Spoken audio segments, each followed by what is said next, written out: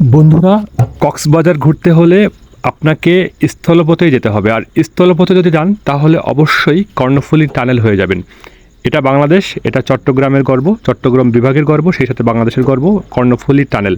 আর এই টানেল ধরে আপনাকে যেতে হবে কক্সবাজারের অপরূপ যে সৌন্দর্য, একমাত্র বাংলাদেশের দীর্ঘতম সমুদ্র সৈকত, সেইখানে আমরা এখন আছি ইনানি বিচে। দেখতে পাচ্ছেন ইনানি বিচ এমন একটা বিচ যেটা কিনা এই যে প্রবাল সমৃদ্ধ এবং খুবই নিরিবিলি পরিবেশে আপনি যদি কক্সবাজার ভ্রমণটা করতে চান তাহলে আপনাকে সুগন্ধা বিচ অথবা কলাতলি বিচ বাদ দিয়ে আপনাকে চলে যেতে হবে ইনানি বিচে। আর আমরা আছি ইনানি বিচে। ইনানি বিচ ঘোরার পরে আমরা এসেছিলাম সুগন্ধা বিচে।